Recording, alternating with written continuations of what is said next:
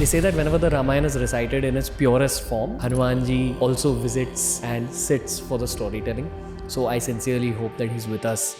Jai Shri Ram. Jai Shri Ram. What is said about Sita's mood at this point? Maharishi Valmiki has told us about conversation between Shri Ram and Sita. For me, being here in Chitrakoot with you is more pleasurable than being in Ayodhya. What rules were there? They had to wear cheer vastras and they were allowed to eat only fruits and roots. In Ayodhya, what had happened had taken a terrible toll on Dasharatha. He told Kausalya, "It is all the result of my karma. I had killed an ascetic," his parents said. "Just as I am suffering now, you shall die of the sorrow of losing your son." The Ramayana mentions that in that phase of human history, non-veg was consumed and alcohol was consumed. Yes, they drink alcohol made from honey. And they speak about deer meat and peacock meat. Yes. Wow. Many times we incorrectly think that Ravan kidnapped Sita as revenge for what had happened to Shurpanakha. But he has not even heard about Shurpanakha. Ravan made that decision because the entire Rakshas force at Janasthan, which was their power center in this region, had been decimated by one person, Ram. They come to Panchavati, Marich transforms himself into a deer. Ram started chasing the deer and shot off an arrow. Marich screamed, "Sita! Lakshman!" Sita heard the scream. She told Lakshman, "Ram is in trouble. Please go and help him." Lakshman said that was not his voice. He will come back. She became hysterical and she told Lakshman, "Why aren't you going out to help him? You want him to die so that you can have me." He said, "I cannot take this." And he did not draw any Lakshman Rekha. Shri Ram tells Lakshman, "There is nothing more painful for me than an unwanted touch on Sita. How can we find Sita? And without Sita, how can I ever live?" And with those words, Aranya Kandam Sampurna. Hey guys, this is a very special sequel episode to the beginning of the Ramayan episode that we created with Yashodeep Deodhar sir about a month ago. We intend on creating a podcast series with him which spreads across 4 episodes and which helps spread the true version of the Ramayan on the global internet. The only Ramayan that we refer to is the original Valmiki Ramayana. This episode is centered around the beginnings of the Vanwas and the theme of the anti-hero in this story, Ravan.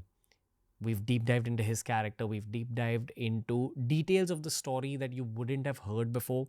But for me, the real benefit of this episode are the tangential sections where we try understanding Bharat, India, from a 12,000 BC lens. Why do I say 12,000 BC? Because that's roughly the time that Nilesh Oak believes that the Ramayana took place. This episode has also been created keeping global audiences in mind. So if you're not familiar with the Ramayana, I still think you'll be able to gain lots of value from this episode. I highly recommend that you check out episode 1 before heading into this episode. But even if you've not checked it out, the magic of Yashodeep Deodhar is such that his storytelling skills are deeply intoxicating. Enjoy this extremely calm, extremely special part 2 of our Ramayan series with Yashodeep Deodhar sir.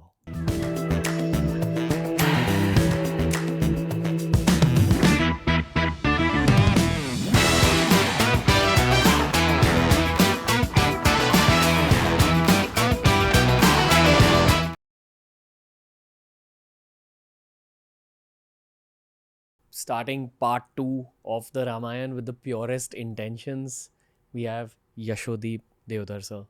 How are you? Very good, thank you. Feeling good? Yes. I look at conveying the original Valmiki Ramayana as a duty in so many ways, especially considering the fact that we're trying to target a global audience here. So I think that you're probably the only person in our country and therefore the world who can do this in the English language. There's a lot of Hindi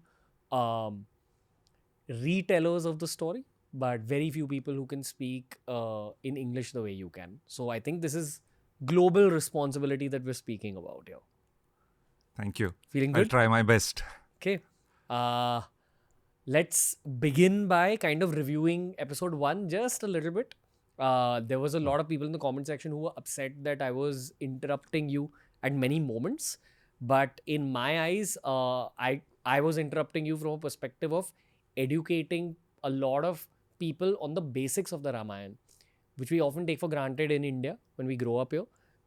You don't have a lot of tangential questions, but it's important to touch upon the basics as well for people who are hearing the story for the first time. Sure. So pardon the interruptions Not from at that all. episode. I thought we had a great conversation, and I understand, the questions that are on your mind, you're voicing them, and it's my duty to address them. So, but at the same time, the viewers have told us what they would like us to do differently. So, let's do the best that we can. Okay, let's just start flowing. Yes. Today we don't need to set as much context as well. But we will set a lot of context only on the Ravan section of this podcast. Okay. Every great story needs a great villain. That's how I look at storytelling in the first place. Would you classify Ravan as a villain? No. No. Okay. See, we spoke about this a little bit, and not because he was a great character. I think my answer is a no for a different reason. We will understand Ravan. But also, like I said before, let us not frame the Ramayana as a Ram versus Ravan story. This is about a person facing and overcoming the challenges of life. We covered a quarter of the Ramayana in the last discussion, and there was no Ravan. But Shri Ram did face some challenges, and the way he reacted to them is certainly something that we can learn from. So it is about, we started this, and maybe this is also, you asked me for a quick recap. One of the things I wanted to reiterate was that Valmiki had said right in the beginning why he had written this. He had written it to give an example of somebody who exemplifies universal human values. What it means to be a good human being. That is the purpose. So Ram versus Ravan is not the purpose. Yes, there were some good things about Ravan. Yes, there were many bad things about Ravan, and we will get to know him right now. But it's the frame of the story is not Ram versus Ravan. Okay. Before I let you begin part 2 of our series, I would love for you to recap a little bit on the reference point of this whole series. We're only referencing the Valmiki Ramayana. Yes. So we are describing what Maharshi Valmiki wrote at the same time that Shri Ram lived. So he wrote it as a biography of Shri Ram, Ramasya Charitam. And the Valmiki Ramayana that we are referring to is the one published by Gita Press, Gorakhpur. And we consider this as itihas. We spoke about it last time. Iti ha asa means that is how it happened. So if the question is what happened, the reference text is the Valmiki Ramayana. There are so many versions of the Ramayana. And many times, some of the viewers, when they hear a description during this series, they may feel that's not how I had heard the story. That's because the popular versions are different from the Valmiki Ramayana. And that is also the reason why we are doing this, because we want to convey what actually happened. They say that whenever the Ramayana is recited in its purest form, in its original form, Hanumanji also visits the premises and sits for the storytelling. So I sincerely hope that he's with us as we continue the story. Okay. Yes. Jai Hanuman, Jai Shri Ram. Jai Shri Ram. Let's begin part 2. Yes. And, where we had left off, Shri Ram, Lakshman and Sita's chariot had just left the city of Ayodhya. And a quick recap on why they had gone. So, Shri Ram was the rightful successor to the empire. But just before he was to be coronated, his stepmother, Kaikeyi, demanded of the king Dasharatha that her son Bharat be made Yuvraj and Ram be sent off into exile. And Dasharatha had given her 2 promises a long time back, so he was bound by the promises. And for Shri Ram, the most important thing was welfare of the people, Praja Palana. And he knew that the welfare could only be assured if society was based on dharma and satya, righteousness and truth. And therefore the king's word must be held true. And so he accepted to go into exile, even though it was extremely unfair to him. His wife, Sita, argued that whatever was asked of him automatically applied to her, and so she went into Vanwas, exile. And Lakshman, the younger brother, argued that he would support Ram in empire or exile. Come what may, he would support him. And so he gave up 14 years of a comfortable life as a prince in Ayodhya and went with Shri Ram and Lakshman into exile. So that's where we left off. The chariot had just gone out of the city of Ayodhya. And we are now continuing the second book of the Ramayana, the Ayodhya Kand. Okay, what is said about Lakshman and Sita's mood at this point? Because I remember in the last episode you mentioned how Shri Ram's Yes. mood was very stoic and kind of he just had a sense of duty with this whole situation. Lakshman still did not agree that Sri Ram should have accepted it. And about Sita, actually, Maharshi Valmiki describes her state of mind and her emotions in this journey from Ayodhya up to Shringaverpur. They covered it in about a day. It's 160 kilometers, 100 miles straight south. And in this journey, Sita at first was stunned. She was lost. She was in shock. Vishtita vismrita sthita. And that's understandable. She had been brought up in the palace in Mithila first, then in Ayodhya. She was wholly unprepared for this. But the strong woman that she was, she came back. She cried bitterly, but then she overcame those emotions too. Maharshi Valmiki says that afterwards, after some time, nothing bothered her. The strong wind, the blazing sun. In fact, she was curiously asking about all the villages, towns, and rivers that they passed by. He says that she was like a bubbly young girl. Bala iva ramate Sita. And then later on, with confidence, she said, Ram, Lakshman and I will be back here after completing 14 years of exile in the forest. My mighty and righteous husband will gloriously return to Ayodhya. See, that was the confidence. And this is also a great learning in the Ramayana.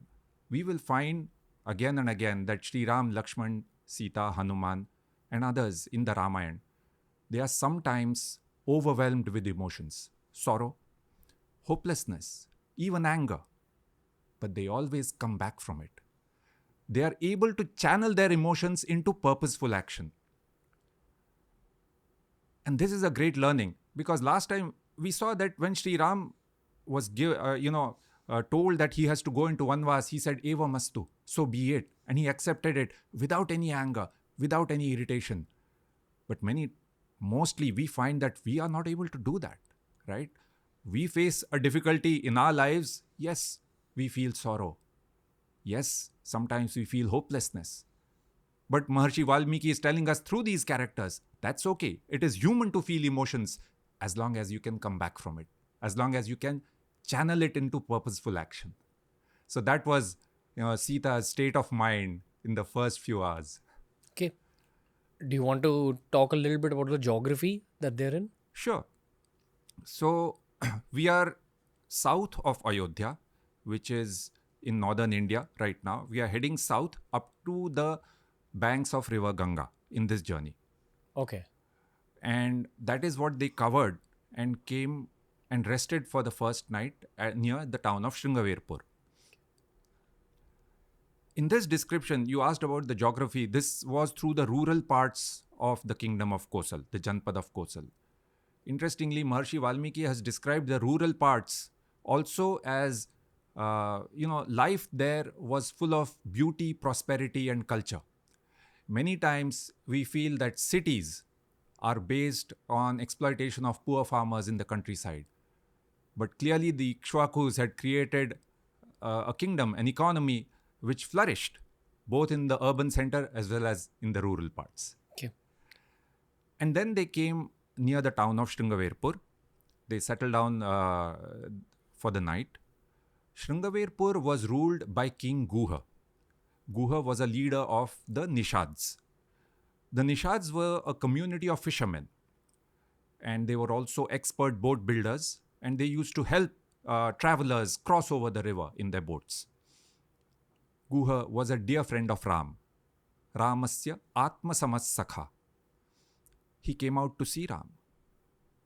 And he was distressed to see his friend, the great prince, in that condition, wearing chirvastras. He hugged Ram and said, "What can I do for you?" And Ram said, "You can give some feed for the horses, but nothing for himself." And then the next morning, Guha helped Ram, Lakshman and Sita cross over the Ganga to the southern bank. From there, they walked east and came to the confluence of Ganga and Yamuna, Prayagraj. And at Prayag, they came to the ashram of Bharadwaj Muni. Bharadwaj Muni welcomed them and said, "I have heard what happened. You have been banished for no fault of yours. You can stay here as long as you wish." But Ram said, "This is too close to Ayodhya. People may visit frequently, come and see me frequently, and that would not be appropriate. Please suggest a place that is more secluded but also comfortable for Sita." Bharadwaj Muni suggested that they go further south across the Yamuna and then to a place called Chitrakoot. Now, in these few conversations, what I want to highlight, look at Ram's reaction. You are asking about his state of mind. He has been thrown out of exile for no fault of his. But what's on top of his mind? He's still concerned about others. The first evening, he thinks about feed for the horses. The horses would be tired after riding for the whole day. Then he's concerned that the place is comfortable for them, but he doesn't want to interfere in Bharat's work. It's too close to Ayodhya. He's thinking of Bharat. So they need to go to a secluded place. But still comfortable for Sita. He's thinking of Sita.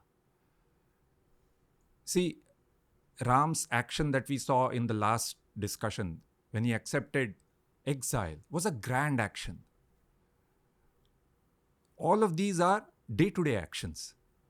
And what is inspiring about Shri Ram's character is these both, the grand actions as well as the day-to-day actions. And this is something that we can implement, or incorporate into our daily lives, right? Being nice to others, thoughtful, caring. So this was Shri Ram's state of mind. And then, by the way, Bharadwaj Muni had said, go south across the Yamuna. How to cross it? Right? It was a fast-flowing river, and earlier Guha had helped them cross in his boat, the Ganga.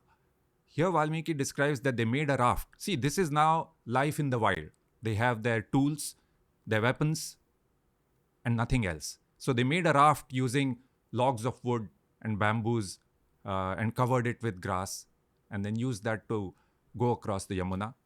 What about Bharat at this point? What's happening on that front? Okay, so some recap timely. Context. Very timely. In fact, Bharat is still at his uncle's place in Kaikeyi's brother's place or her father's place. Which would be where? Northwest of Ayodhya. Okay. A few days riding distance away. So it was not close, that kingdom. Bharat is away. He has no idea about any of this. But soon he will be called. Right? Okay. In fact, in Valmiki's narration, now that they reach Chitrakoot, they make a small cottage for themselves and they start living there. And then he turns his attention to Ayodhya. In Ayodhya, the shock and loss and pain of what had happened had taken a terrible toll on Dasharatha. His health was failing. One evening, late at night, he told Kausalya, "Why am I surprised at this turn of events? It is all the result of my karma. Let me tell you a story that happened a long time back, before our marriage." And then Dasharatha starts narrating this story. He says, "I was a young prince then. I was out hunting near the banks of Sarayu. In the thick forest, late at night. It was raining. I was waiting for some animal to come to the riverside, my bow armed. And then I heard a sound, a gurgling sound. I thought an elephant was drinking water. And I shot my arrow to the source of that sound. And then I heard a man scream and fall into the water. I rushed to the riverside. I had made a terrible mistake. There was no elephant. It was the sound of a pot being filled. My arrow was stuck in the man's chest. He was lying in a pool of mud and blood. He looked up at me with bloodshot eyes and said, "Why did you do that? I did not harm you. I am an ascetic. I had come here to take some water for my father and mother. They are old and frail and blind. With just one arrow, you have killed all three of us." In his dying moments, the ascetic told me the way to his ashram and asked me to go and tell his parents what had happened. I went and told his parents somehow. The news crushed them. I brought them back to the riverside and they grieved for a long time next to their dead son's body. And then, when I lit a funeral pyre, the old man and woman walked into the fire and killed themselves. The blind couple felt that with their son gone, they had nothing to live for. But just before he killed himself, the old man said, "If you had killed my son, an ascetic, knowingly, you and your entire clan would have perished. I know it was a mistake, but even then, you must pay for it. Just as I am suffering now, O king, you too shall die of the sorrow of losing your son. Evam tvam putra shokena rajan kalam karishyasi." That was what the man had said. And how true the words had turned out. Dasharatha, his health was failing. Also, he lost his eyesight. He was just like the blind old man pining for his lost son. And later that night, Dasharatha passed away in his sleep. This is very soon after Shri Ram left. Just a few days. The pain and loss was too much for him. In later retellings, in this story, the ascetic's name is given as Shravan Kumar. You may have heard of that. But in the Valmiki Ramayana, that name is not mentioned. But there is something else about him and his family that is mentioned, which is very interesting. So Valmiki says that the young ascetic and his parents, they lived in a small ashram. Their time was spent in the study of scriptures and discussions on them. The son was a regular with the Sandhya Upasana and other daily rites. Maharshi Valmiki has repeatedly used the words Rishi, Muni and Tapasvi for all three of them. Well, what comes as a surprise to us modern readers is Maharshi Valmiki says in the passing that the Rishi's father was a Vaishya by birth and the mother was a Shudra. So what this shows that at the time of Ramayana, the spiritual path was open to all sections of society. It was not restricted to any varna. In fact, the varnas were professions. So the Ramayana has multiple examples where the varna of person is different from the varna of his father. In fact, we had met the great sage Vishwamitra in the last episode. His father was a Kshatriya, a king. In fact, Vishwamitra himself used to be a king. He became a rishi afterwards. And we will come across Ravan in some time. Ravan was the son of a Brahman, but he himself was a ruler, a Kshatriya. It's so crazy that you're mentioning the story in our second quarter, because usually in a lot of retellings of the Ramayana, the story is mentioned at the start, kind of as the beginning of the Ramayana. And before this episode began today, you told me that Maharshi Valmiki has written this Ramayana in a very cinematic way, right? Yes. This is pretty cinematic. That you Yes. stop at this point and go back into the timeline. Yes. Yes. What aspect does it actually start with again? So the Valmiki Ramayana starts with the question. When he says, Kon vasmin sampratam loke gunavan kascha viryavan, he asks who in the world lives today who has the following qualities. And he talks about being righteous, truthful, caring, a doer, vidwan, right? That's how the Valmiki Ramayana starts. In terms of the story, is it... With Ayodhya. Okay. So the great city of Ayodhya. Gotcha. Okay. Yeah. Let's go back to the current storyline. Yes. Yes. Before I let you begin again, I would love to ask you what you think Shri Ram's age was at the time of Vanwas starting, or is there no mention? No. So there are multiple references and some of them are conflicting. So according to some references, he was 17 years old. According to others, he was 25. And some people have also argued that he could have some other age as well. I'll tell you why. Do you want to go into the details of the different Little arguments? bit, yeah, sure. So Kausalya says that I have waited for 17 years when she was lamenting that Shri Ram has to go into Vanwas. She said, I had waited for you to become Yuvraj for 17 years since you were born. Right? So that is 17 years. Afterwards, when Sita meets Ravan, through that conversation, there are references which say that he was 25 years old. At the time that Sita met Ravan? At the time of Vanwas. At the time of Vanwas? Yes, okay. Yes. So she's back telling what happened earlier. Okay. Some people also argue that the age given is also could be from the age of birth or from the age of Upanayanam, right? What is Upanayanam?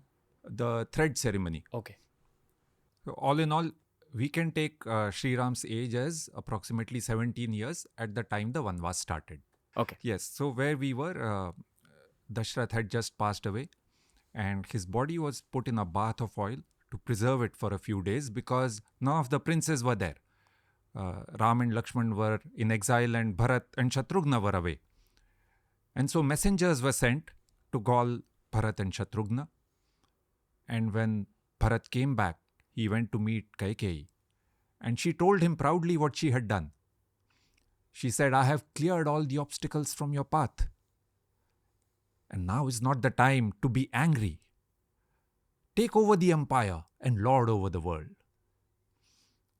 But Bharat's reaction was very different to what she had anticipated.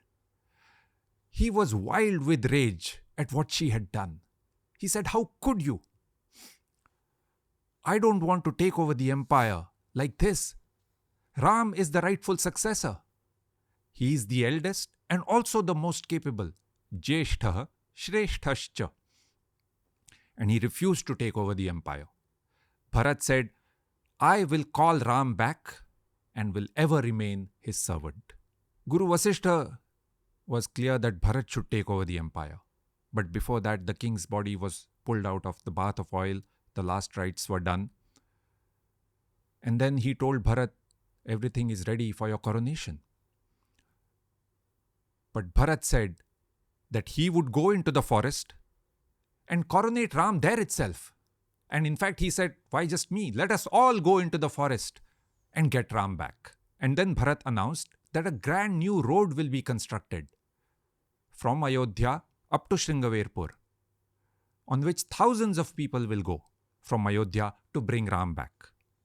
Valmiki then makes an interesting detour and he talks about this highway construction project. Really? How architects, builders, carpenters, stone cutters, everybody was called to make the road flat and to create rest facilities along the way, sources of water, wells, trees were planted and so on. Now, it's interesting why, the king is not there and there's so much uncertainty in the empire. Why construct a road at this time? But Bharat has also done something that charged up the people. See, when you are in shock, what pulls you out of it? Purposeful action, when you can throw yourself into some action. And the citizens of Ayodhya, the ministers, everyone was in shock and sorrow at what had happened. And when he gave them a clear direction that we will go and call Ram back, they poured themselves into this road building project. And also, Bharat wanted to make sure that when he went to call Ram back, whatever discussion he had was done publicly. Because there was a cloud of suspicion. Had he planned all this with Kaikeyi? Even Kausalya, when he first met Kausalya, she said, "This empire that you wanted is all yours now." She also assumed that he had planned this. So there was this cloud of suspicion on his head, and he wanted to make sure that everyone goes together to call Ram back. What is said about him? Because we barely hear about Bharat or Shatrughan in all the retellings. Is he described? Well, Bharat's, not physically, if you ask me, in terms of picturization, but his character does come through in the Ayodhya Kand. As soon as Kaikeyi tells him that the empire is yours, who could have refused the greatest empire in the world when you have not done anything wrong? It was not Bharat who did anything wrong, but still to say outright that I will not accept the empire and I will go and call Ram back. So, all the characteristics that we talk about of, universal human values and how Shri Ram exemplifies them, well, Bharat does too, so many of them. Okay. In the last episode, how we spoke about the concept of avatars and how we consider Shri Ram to be an avatar of Vishnu Bhagwan. What I've often heard on the show is that perhaps Lakshman was the Sheshanag that Vishnu Bhagwan lies upon. Is there anything related to this that's written about in the Valmiki Ramayana? Because the tangential question here is also about Bharat and Shatrughan. Were they all a part of the same soul? Maharshi Valmiki says in the Balakand that Vishnu decided to take birth as the 4 sons of Dasharatha. So all 4 sons. They were all part of the same soul, effectively. Vishnu decided to take birth, yes. But they were unaware that they were all parts Yes. of Vishnu. Yes. Gotcha. Okay, moving on. So Bharat, a grand army, citizens of Ayodhya, Guru Vasishtha, Kausalya, Sumitra and Kaikeyi all went on this path to call Ram back. When they came to Sringaverpur, King Guha saw them coming and he asked his men to line up for battle. 500 boats were lined up in water, 100 men in each. 50,000 armed men. Guha said, if Bharat is going against Ram, I will not allow him to cross the river. This was his commitment towards his friend. See, Shri Ram has not even asked him to do anything, but Guha is ready to lay down his life to protect his friend. But Bharat came up and explained to him that he was going to call Ram back. And then Guha helped him cross the river in his boats. And following Shri Ram's footsteps, Bharat also went to Bharadwaj Muni's ashram. Like I mentioned before, there was this cloud of suspicion on Bharat's regarding Bharat, right? So Bharadwaj Muni also asked him, why are you here? Do you wish harm towards Ram? Tell me. He asked him very forcefully. And Bharat was left stumbling for words. He said, oh sage, please don't speak to me like that. Please don't rebuke me like that. I want to call Ram back. Guru Vasishtha also confirmed that Bharat was telling the truth. So Bharadwaj Muni said, I will tell you the way. They are staying in Chitrakoot and I will tell you how to get there. But before that, please spend the night here. And that evening, Bharadwaj Muni organized a grand reception for Bharat and his soldiers. The description of this reception is very interesting. So let's see a short video on how Maharshi Valmiki has described this. Sure. I invite you to spend the night here. That evening, Bharadwaj Muni hosted a grand reception for Bharat. And what a party it was! The 91st Sarga of the Ayodhya Kand makes for fascinating reading. There were bathing facilities at the river for those who wanted to refresh themselves. At hand were heaps of fragrant powders, sandalwood paste, mirrors, clothes, footwear, and combs. For entertainment, there were dancers, musicians, and singers. The music was so soft, melodious, and rhythmic that it not only entered everyone's ears, but it seemed to pervade even the earth and the heaven above. In the gentle breeze, bilva trees swayed as though they were playing the mridanga. Peepal trees appeared to be dancing. Flowers rained down. There was a grand VIP enclosure where Bharat and other special guests were hosted. The guests were enthralled by exquisite dance performances and partook delicious payasam. Bharat gracefully accepted the hospitality, but never forgot why he was there in the first place. All his thoughts were only with Ram. As a mark of this, he did not sit at the special singhasan that was meant for him, but bowed in reverence as if Ram was seated there. He then took a place among the ministers. Outside, the ladies serving food and drinks called out to everyone, Suram surapah pibata, payasancha bubhukshitah, masani cha sumedhyani, bhaksyantam yo yadicchati. Here's wine for those who drink. Those who are hungry can have the payasam and the meats. Have whatever you wish. The meats included marga mayura kaukutaihi, deer, peacocks, and chicken. The soldiers got very, very drunk, especially the junior ranks, foot soldiers, horsemen, and elephant riders. Wearing flower garlands, they ran about dancing, singing, and laughing. They exclaimed, Naiva Ayodhyam Gamishyamo Nagamishyama Dandakan. We don't want to go back to Ayodhya, nor do we want to go searching for Ram in the Dandakaranya. This place is just heaven. How could Bharadwaj Muni allow such things to happen? I am surprised to hear that Valmiki has said all these things. Bharadwaj Muni, like all rishis, led a life of austerity steeped in the pursuit of knowledge. But he also recognized that different sections of society led different lifestyles, and he did not try to force a single ideal on all his guests. As for Valmiki, he is an honest chronicler of everything that happened, the way it happened. And so he also describes how all this ended. After the party was over, Sraguttamah Prithag Vikirnah Pramarditah. The wonderful garlands of flower had been crushed and was strewn all over. And Madirot Kata Narah. The men were terribly drunk, sloshed. Some things never change. Iti her asa. That is how it happened. So the Ramayan mentions that in that phase of human history, non-veg was consumed and alcohol was consumed.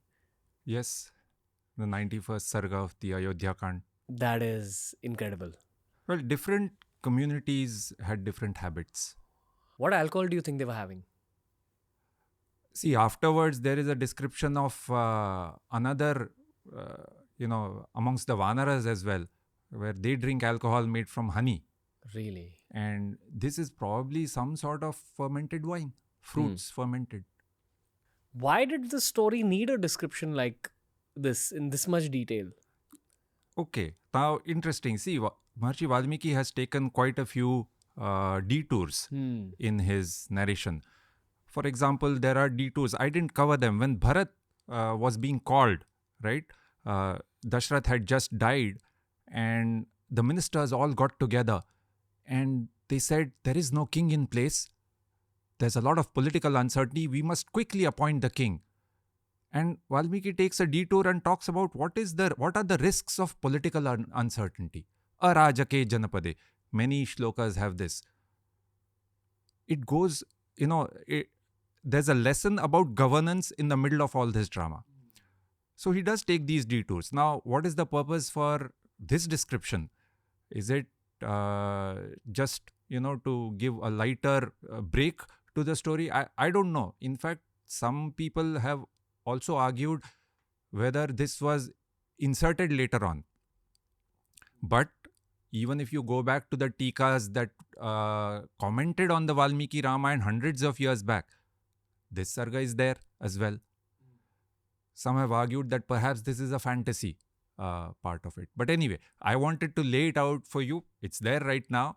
When you read it, this is what you find. What other tangential sargas have we missed out on over the course of these 2 episodes? Quite a few. See, this is 24,000 verses 500 sargas, and we have to condense everything. For example, when the messengers were sent to call Bharat, Maharishi Valmiki takes a detour and gives us a geography lesson. He talks about all the towns, villages, rivers that they pass through. And historical researchers will use that and try and align with current names of rivers and places. Have you visited Uttar Pradesh? Yes. Do you feel... Ayodhya. Do you look at Uttar Pradesh differently after having studied Valmiki's Ramayana? No, there is clearly an emotional connect to Ayodhya. Definitely. How did you feel there after studying? The grand descriptions which we spoke about in the previous discussion as well of Ayodhya are so inspiring. And I hope we can replicate those. Again, this is not, I'm not saying we should go back to some hoary past, but be inspired from it and make our present and future. Gotcha. Okay, back to the storyline. So, Bharat came after the reception. Bharat went towards Chitrakoot. Now Maharishi Valmiki shifts the scene to Chitrakoot. Remember, Ram, Lakshman and Sita had made their cottage there. They had settled down into their life in exile. This is geographically where, according to you? This is in Madhya Pradesh, just at the border of Uttar Pradesh and Madhya Pradesh. So south, we are still in northern India, south of Ayodhya. The region of Chitrakoot is on the border of Madhya Pradesh and Uttar Pradesh. At Chitrakoot, Maharishi Valmiki describes their life there. Of course, it was not an easy life, but they had settled down well. And I'll describe one conversation between Shri Ram and Sita that Maharishi Valmiki has told us about. So one day they are sitting outside their cottage. The mountains are on one side and the Mandakini river flowing down below. And Shri Ram says, just look at those peaks, shining brilliantly and as though piercing the sky. The flocks of birds all around. He's describing the beauty of Chitrakoot. The flocks of birds all around, the flowering and fruit-laden trees, and the crystal clear waters of the Mandakini. There are lotuses floating on top of the water. Sandbanks have geese and swans. And he tells Sita, Viga hasva mayasaha. Jump in with me. He's inviting Sita to jump into the waters of the Mandakini for a swim. And he tells her, for me, being here in Chitrakoot with you is more pleasurable than being in Ayodhya. And he asks her, Vaidehi, Ramase Katchit Chitrakute Mayasaha. My dear Sita, are you happy here with me in Chitrakoot? See how sensitive he is towards Sita. She has given up 14 years in Ayodhya to be with him. And he is, of course, very concerned that she's doing okay in this time in exile. Shri Ram's frame of mind, he's clearly not wallowing in the past. Why me? Could it have been different? He's accepted exile. And not just accepted, he doesn't see it as a punishment. He sees it as an experience that will teach him something different. He talks about the rishis living in the area and how kings in the past earlier had also retired to these forests in their in their later years. And he says, I'm here now, and this is also an opportunity. Is there anything described about the dangers of the forest? Yes. So right now they're living peacefully, right? There are parts of the forest which have very dangerous animal life or attacks by Rakshasas as well. That has not happened yet, but it is soon to come. So far, they have been comfortable in Chitrakoot. And by the way, they were allowed to eat only fruits and roots. This was a requirement of the Vanwas. So even when Bharadwaj Muni told them to go and live on the Chitrakoot mountain, he said, you will find plenty of fruits and roots there. And also water sources nearby. What other rules were there? So they had to wear cheer vastras, live as an ascetic, and eat fruits and roots. Cheer vastras? Cheer vastra is the rough, unstitched cloth. Remember, the Kaikeyi had given them the rough, unstitched cloths in the court. So wearing cheer vastras, the cheer vastra is the rough, unstitched cloth. This is how you picturize usually Shri Ram Lakshman in Vanwas, right? Not wearing their royal clothes. How much time has passed at this point between Bharat being at Bharadwaj Muni's ashram and Shri Ram leaving Ayodhya? We are still days and weeks since the time Shri Ram left Ayodhya, because Dasharatha passed away in a matter of days, perhaps 5 or 6 days. And then Bharat was called quickly. Maybe, the messengers took a week to go and then a week to come back. And then he set off on this road building project and came down to meet him. So we are days, weeks, at most a few months. Okay. Now let's continue. So this was their life in Chitrakoot, and one day Bharat came up to see them. Ram was surprised to see him. And he said, how come you're here? Is everything okay in Ayodhya? Is Maharaj Dasharatha okay? We were talking of detours. Here Maharshi Valmiki makes a fascinating detour. So when Ram asks Bharat, how is Maharaj Dasharatha? He actually asks a series of questions about Ayodhya. And this is the 100th chapter of the Ayodhya Kand, a very special one. Each shlok has the keyword Katchit. Katchit means, is it true that, or I trust? And through these questions, Maharshi Valmiki is giving us a lesson on governance. This is perhaps the oldest text on governance in the world. I'll give you some examples of the actual verses. Sure. What is the context here? Why is this detour happening? Is this a dialogue? So, yes, Ram is asking Bharat questions. Is everything okay in Ayodhya? Okay. Right? He has just come. So he said, how come you're here? Is everything okay?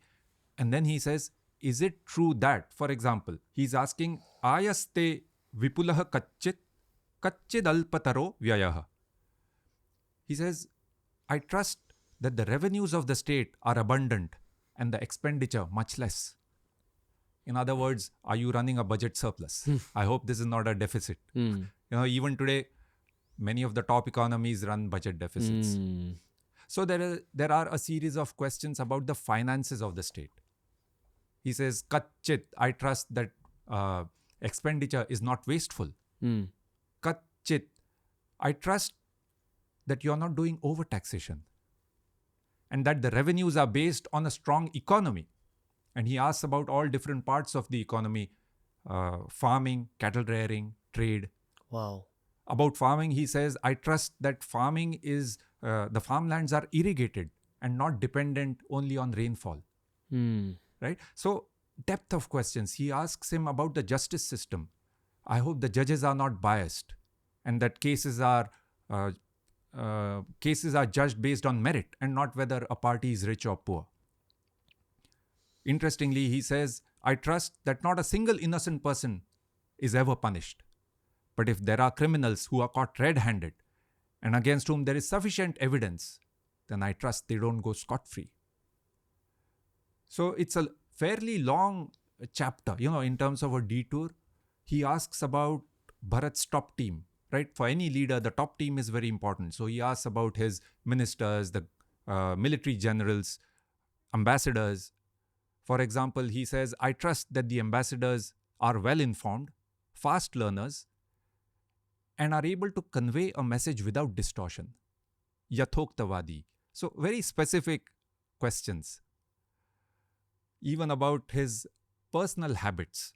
He asks Bharat, I trust that if there is a project that has minimal inputs but can give substantial returns, then I hope you start implementation right away. This is a sign of a decisive leader. Don't get stuck in expert committees and project proposals. If the project is good, then start implementation. So after being questioned, Bharat told him about what had happened with Dasharatha, and Ram was devastated.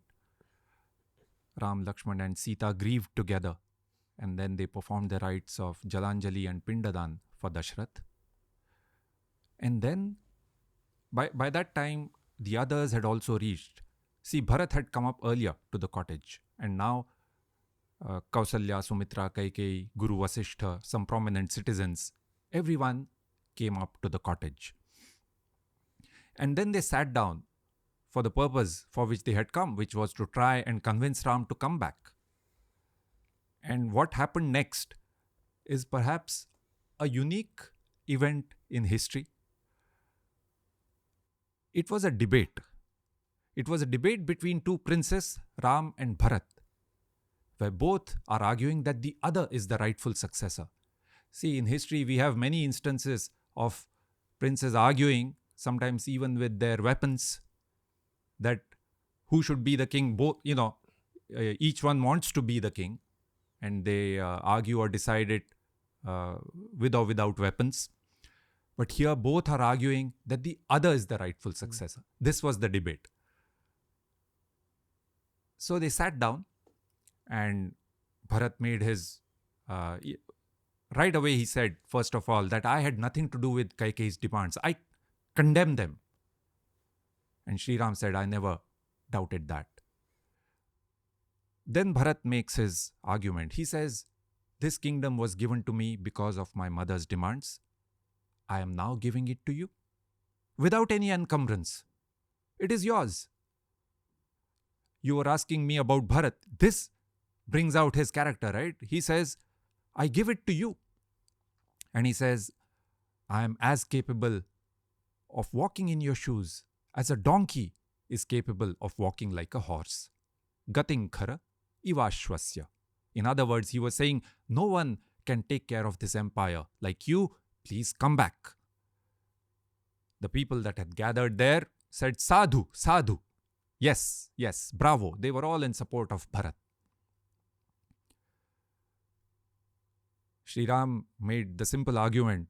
He said, our father, the great King Dasharatha, has asked us both to do certain things. I'll be in the forest and do what I have been told to do. You go back to Ayodhya and what you have been told to do. Shri Ram is saying this as though there's no difference between the two. But Bharat said, what he has asked is not as per dharma. It is not right and therefore should not be followed. But Shri Ram made the same argument that he had made last time. He said, he told Bharat that it is not that Dasharatha wanted him to go into exile. See, he had told him, arrest me and take over the empire. But he was bound by his promises. And so, once again, Shri Ram explained to him that I am upholding the king's word, the king's promise, by being here in exile. And you too should go back and get yourself coronated so that the king's word is held true. Maharshi Vasishtha tried to convince Ram. Others also tried. But he was unmoved. Bharat then said, I will go on a hunger strike. I will not eat until you agree to come back. Shri Ram said, that mode of protest is not allowed for somebody in your position. It is only for those who have no other means of being heard. Bharat then turned to the people and said, ask them to somehow convince Ram. But they said that Ram is right. They cannot ask him to come back. The Maharshis of Chitrakoot had also gathered there, and the verdict was in Ram's favor. At the end of the debate, Maharshi Valmiki says, Ramah hladitah trastagatrastu bharatah. Ram was happy and Bharat was trembling. Just think about it. In this debate, the winner gets 14 years in exile and the loser gets the empire and is left trembling. These were the Ikshwakus. They have been in power for 34 generations. Even now, there is no sense of entitlement, not a trace of any lust for power. That's why they were in power for 34 generations. Yes. That is how it happened, the great debate. So Shri Ram clearly said he would not accept the empire, but Bharat still insisted that he too would not accept the empire. Now what to do? The answer, incredibly, was found in a piece of wood. Bharat offered Ram a pair of gold-decked padukas, footwear, wooden sandals. Shri Ram wore those sandals and gave them back to Bharat. Bharat said he would rule in Shri Ram's name as a trustee, a caretaker. So the padukas were brought back, coronation was done, and they were placed under the parasol. And Bharat himself, he ruled as a trustee from outside Ayodhya. He stayed in Nandigram. And he also wore cheer vastras. He said, I will not accept any comforts of royal life while my brother is in that condition. For 14 years? For 14 years. Wow. Yes. And last time you had asked me, what happens after 14 years? If Shri Ram comes back, does he get the empire or what? Bharat was very clear. He told Shri Ram, if I don't see you on the very day 14 years are over, I will step into a fire and kill myself. This was clearly temporary for Bharat. He was just a trustee, a caretaker, till Shri Ram came back. And Ram's last words to Bharat were, don't be angry with Kaikeyi. Take care of her. What is said about Kaikeyi at this point? Interestingly, she came to Chitrakoot. So she was there. But Maharshi Valmiki does not describe anything else about her. She's just a spectator. Where things have clearly not turned out as she had planned. But now she's left with nothing, not even a role. Because Bharat clearly refuses to take over the empire. Is she mentioned later on in the story? Few times only, when Shri Ram, Lakshman and Sita are talking about what must be going on back in Ayodhya. Interestingly, in this first day, when Sumantra was dropping them in the chariot, they were talking about things. So when Sumantra went back, the charioteer, when he went back to Ayodhya, everyone asked him, so how are they? What did they say? And he told them what had happened, etc. Someone also asked him, did Sita say anything about Kaikeyi? And Sumantra said, I don't remember exactly. And then he changed the topic. Yeah. So she just becomes a lost figure? Yes. That's it? Yes. She's left with nothing. What about the lady who had convinced her to do it? Manthara. Manthara. Is anything said about her? A little bit. So, when Bharat and Shatrughan first came back, they describe that Manthara thought, she was strutting around the palace victoriously, and Shatrughan told Bharat, Shatrughan and Bharat are like Lakshman and Ram. So Shatrughan is a bit, he was angry and he said, I want to kill Manthara. And Bharat told him, don't even think about it. Don't even think of harming her. Because if you do something like that, Ram will not even speak to us. What is said about Shatrughan? Again, very shadowy character. Yes, very briefly, but it is only in this context that when they come back, He is the one who is more, he cannot accept. In fact, he says, how did Lakshman allow this to happen? Why did he not stop King Dasharatha? Who was older between Lakshman and Bharat? Bharat was elder. So it was. Bharat was second. Is there anything that's said about the age difference of the brothers? No. It's just Shri Ram first, Bharat second, Lakshman third, Shatrughan Yes. fourth. And Shatrughan, this is all that's said about him. Yes. Quite, not much about Shatrughan other than this. Did they have other siblings? No. Just the four of them. I wonder what Shatrughan's role was. See, Maharshi Valmiki also is quite clinical in the sense he doesn't elaborate on some roles at all. So he does take some digressions on economy or governance and botany and geography, but about some of the characters, he doesn't say anything, or he says for a very brief time. For example, Vishwamitra played such a big role in the Balakand, nothing after that. Kaikeyi, in the first part of the Ayodhya Kand, she was this, so many things happened because of what she was doing, and almost nothing about her afterwards. Shatrughan, very little.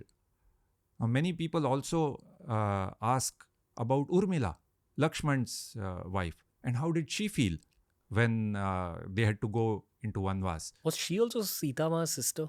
Yes. Sibling? Yes. In the last episode we spoke about how Sita Ma was found in the field. Yes. So was Urmila with her? No. Urmila was Janak's daughter. Biological? Yes. Got it. Sita Ma was the adopted daughter? Yes. Gotcha. And on this topic, about Urmila as well, Maharshi Valmiki does not describe anything other than the point where Shri Ram tells Lakshman, Vraja pruchhasva saumitre sarvameva suhrud janam. Go and seek the consent and blessings of all your near and dear ones. So that is all that is mentioned about Urmila. Even afterwards, during Vanwas, Sita talks about how things must be back in Ayodhya. She talks about Bharat, about Kausalya, but she also does not mention Urmila, her own sister. Wow. So we know very little about her. Of course, she would have gone through a very difficult time, no doubt about that, but Maharshi Valmiki does not describe anything directly. Okay. Another curiosity-oriented question. Is it true that the majority of the Vanvas was spent in Chitrakoot? No, not at all. In fact, after these first few weeks, when Bharat came to call them, he went back after the debate, and then Shri Ram, Lakshman and Sita moved further south from Chitrakoot, right after that debate. So, were they nomadic or did they settle down in a... Interestingly, Maharshi Valmiki describes their time in Chitrakoot, and then when they move south, he describes a few incidents and then suddenly zips past. He says, and they stayed for 6 months at one place, a year at another, and so 10 years went by, right? So he zips through that. This is roughly the south of Madhya Pradesh, maybe Andhra, Karnataka, So Chitrakoot Maharashtra. is Madhya Pradesh. From there, they go to Panchavati. Of course, they go through a lot of ashrams in the forest area. But in terms of making their own hermitage and staying there, first Chitrakoot and then Panchavati. Panchavati is modern day Nasik, not too far from here. And then afterwards to Kishkinda in Karnataka. Gotcha. Yeah. There's a place in Mumbai that has some connection with the lore of the Ramayana. Banganga. Mentioned? Not specifically here, yes. Got it. I think there's a lot of spots in India, especially Maharashtra, Madhya Pradesh, Karnataka. Yes. Where there's a lot of lore associated with the Ramayana. But who knows if it's actually mentioned in the Valmiki Ramayana or it's the local See, lore. there's places that have vivid descriptions we can tally very correctly to locations today. For example? Without a doubt, like Panchavati or Chitrakoot or Kishkinda. How do we know that Panchavati was Nashik? Well, even today there is a place called Panchavati in Nasik, across the river. There, if you go, they do point to a very specific cave in which Sita took refuge afterwards. Now, also, Maharishi Valmiki has described that place vividly. He's described the tree varieties found in the area. So this is how historical researchers, tally to current locations. How do you feel after knowing the geography of those times because of the detours related to geography? I'm sure there's a very vivid mental image that you have in your head about the forests and about the subcontinent in general at that time. Is it fair to say that maybe at that phase of Indian history, which is 12,000 BC roughly, Madhya Pradesh and the southern part of India was primarily filled with like jungles, or was there also kingdoms? See, south of the Vindhyas,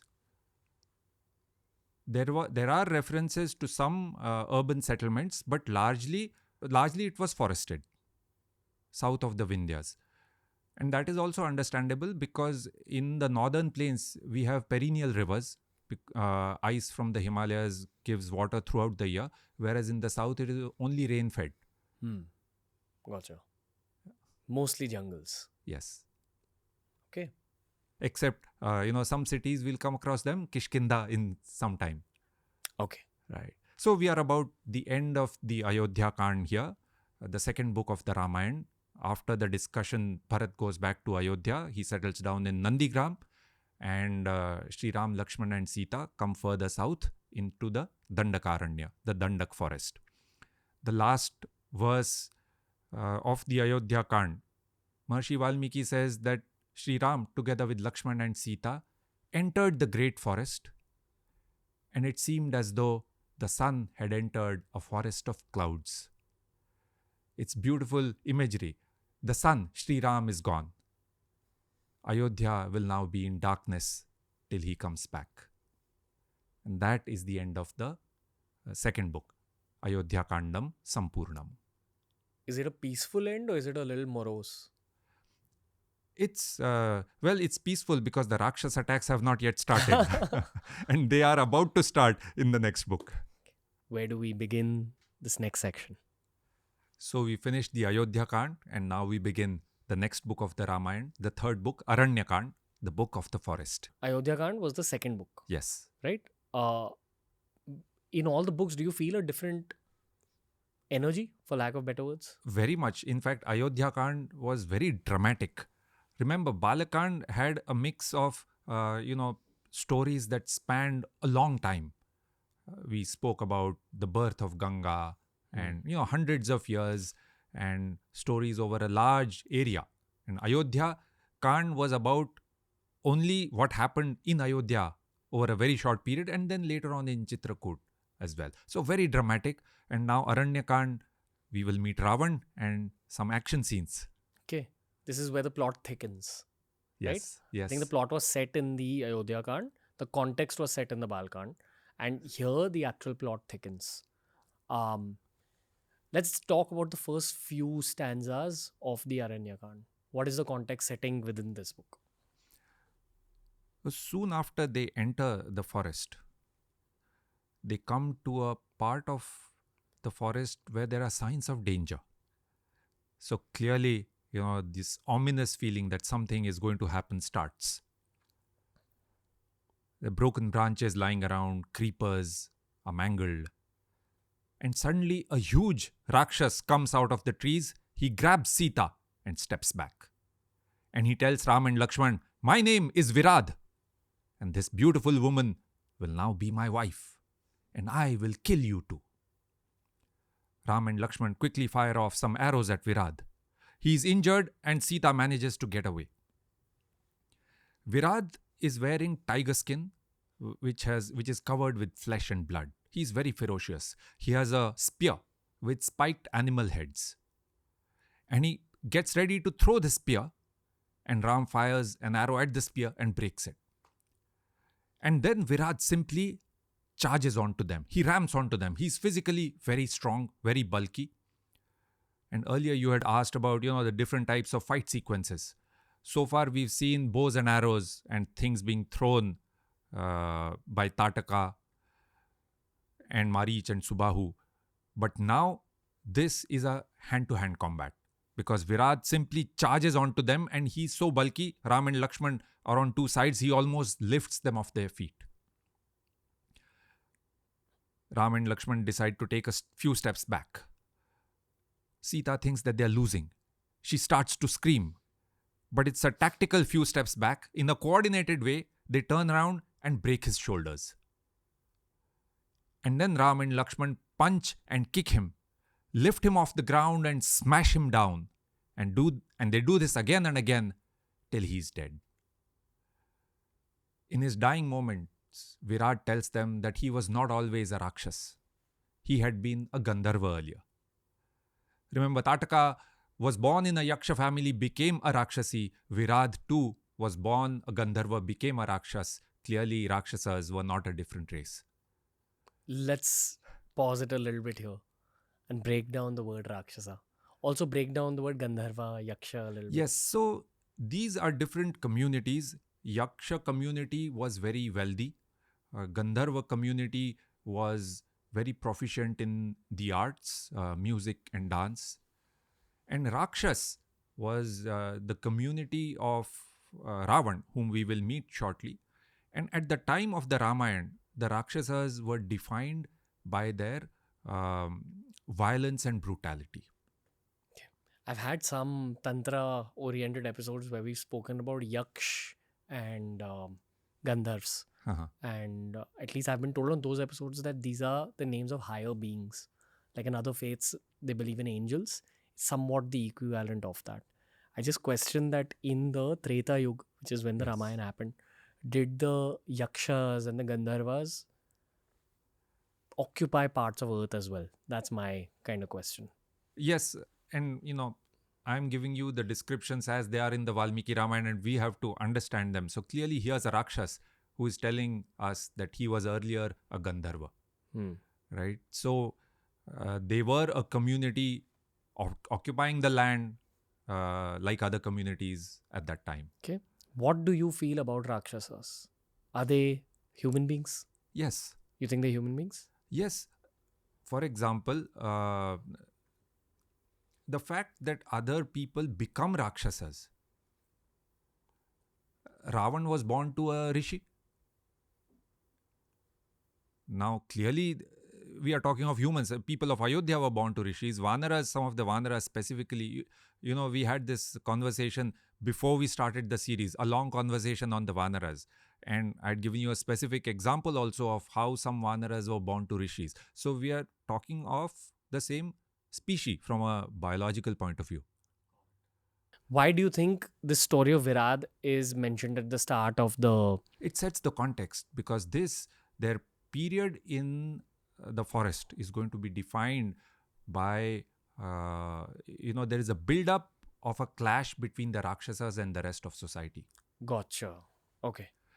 Also, we learn something interesting about how Shri Ram feels about this.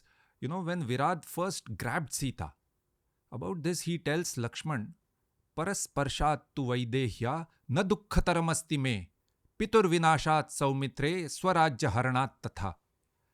There is nothing more painful for me than an unwanted touch on Sita. Not even the loss of the empire or father's death had caused me as much pain as one unwanted touch on Sita. That's what Sita meant for Shri Ram. And I'm mentioning this because much later, we will talk about what Sita meant for him.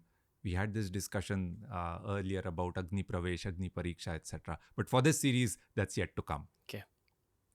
So with that context of the Rakshas attacking Shri Ram and Lakshman, Valmiki then talks about the first few weeks and months in the forest. They visited the ashrams of Sutikshna Muni, Sharbhanga Muni and others. And then he quickly zips past many years, saying that they stayed for a few months in one place, a year in another, and time went by. But peaceful description? Without much of an event, he said. Okay. So 10 years. So no clear clash with the Rakshasas during this time. At least he doesn't mention it. He said without much of an event. But he's painted a picture of their life in the 10 years? No. Nothing much. In fact, with just one verse, he zips past saying they stayed here and there and life, 10 years went by. Okay. And then they came to Agastya Muni's ashram. And during the conversations there, Shri Ram asked Agastya Muni where they should spend the rest of their period of Vanvas. And he suggested that they should go to Panchavati. He said that it's a beautiful place next to the Godavari, near the Godavari. There's plenty of food they can find, fruits and roots. Also the water source nearby. He also said that there are Rakshas attacks happening there and Sri Ram can protect the ascetics while he's there. Rakshasas had a power center at Janasthan, not too far from Panchavati. And Khar, one of Ravan's brothers, was leading the Rakshasas there. Agastya Muni also gifted Ram, gave him some special astras, a bow, some arrows and a sword. He was preparing him for any battles with the Rakshasas while they're staying at Panchavati. Ram, Lakshman and Sita move on from Agastya Muni's ashram, and on the way to Panchavati, they come across somebody who looks like a vulture, but is not actually a vulture. We had spoken about the Vanaras, the forest dwellers who dressed up like monkeys. So here was a forest dweller who dressed up like a vulture. His name was Jatayu. And he said that he used to be a dear friend of Dasharatha's. And he told Ram that he would be happy to come along and stay with them during their stay in Panchavati and be of any assistance. And so all four of them came to Panchavati, where they set up a hermitage and started, Shri Ram, Lakshman and Sita started living there. Then one day, they had a visitor, a Rakshasi. She looked at Ram and she was attracted to him. She approached him lustfully and said, "Who are you? We Rakshasas roam around in this area. What are you doing here?" She was clearly aggressive. But Ram ignored her aggressive nature and introduced themselves and asked her about herself. When she heard Ram speak, she was even more attracted to him. And she said, "My name is Shurpanakha. I am Ravan's sister. You must have heard about him." And she's attracted towards Ram. And she tells him, "I think you should be my husband." Ram once again ignores her inappropriate behavior and he tells her, "I'm married and my wife is very dear to me." And then a little playfully, he says, "Why don't you ask Lakshman? He's also very handsome." And Shurpanakha drops Ram and immediately goes to Lakshman and proposes to him. Lakshman also refuses. But continuing Ram's banter, he says, "Why do you want to be my wife? I'm just a servant to my brother. I think somebody like you deserve him, not me. So you should ask Ram." Shurpanakha goes back to Ram and says that you are not looking at me because of this woman. She's talking about Sita. And so I will kill her and eat her in front of you. And she lunges towards Sita with the stated intention of killing her. Suddenly the situation is now dangerous. Shri Ram steps in. Lakshman comes to their rescue and he strikes Shurpanakha with his sword. And her ear and nose are slashed. Shurpanakha goes screaming into the forest. This incident, sometimes it is understood a bit incorrectly. People think of Shurpanakha as some helpless woman sitting cowering in fear, and Lakshman struck his sword on her. But clearly she was the aggressor. She had tried to kill Sita and Lakshman had come for the rescue and she got injured. How is she described? So she is described, she describes Sita as old and ugly and some other unflattering remarks. And Maharshi Valmiki also says that it's surprising what were appropriate adjectives for her. She was using them for Sita. Wow. Projection of insecurities. Okay. But are the Rakshasas physically described at any point? Yeah. So we get a detailed description of Ravan. But Shurpanakha also was physically strong. In fact, when she goes running to Khar, her brother, he's surprised. He said, "Who could have done this to you? What happened?" Right.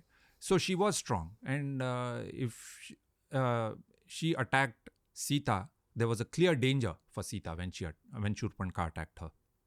Gotcha. So Shurpanakha went to Khar, her brother, and told him what had happened. Interestingly, when she is describing Ram and Lakshman to Khar, she is still in awe of them. So she uses the words that these two brothers, Ram and Lakshman, they are so handsome and strong. They are like gods. But because of that woman, they attacked me. So now I want them dead. She tells Khar. By the way, here there is a particular shlok which is quite popular. This was later used in the prayer called Ramaraksha Stotra. So Shurpanakha is telling about Ram and Lakshman. She says, Tarunau Rupa Sampannau Sukumarau Mahabalau Pundarika Vishalakshau Chira Krishna Jinambarau. She is describing them, how they are handsome and so on. And this shlok was later on used for another prayer. Do you know Rasraj Ji Maharaj is? Yes. He's known for his lo-fi bhajans. It's actually become very popular in the last 2 years. You go to any cricketer, any actor, I've even seen politicians, everyone listens to him before shoots, before important events. He's become that popular. He was on the show a year ago. He said that there's some form of divinity that you feel by simply reading the Ramayana. He especially talks about the Sundarkand. He said that the least one can do is listen to about 6 paragraphs of the Sundarkand, and even that is some form of spiritual evolution. And here we're talking about the whole book, and you've studied it. I'm sure you've reread it multiple times. Yes. What changed in you through this process? Well, on the inside. I'm not talking about a surface level thing, because you've read the whole book, not just the Sundarkand. Well, clearly earlier, what was, I was familiar with the story, but really in my day-to-day lives, for example, if there's a difficult situation, to find inspiration from how Shri Ram, Lakshman, Sita and Hanuman also went through difficult situations and they came back and overcame those emotions is something that, I draw inspiration from. Inner strength? Yes, it definitely gives you strength. It definitely gives you strength to overcome challenges.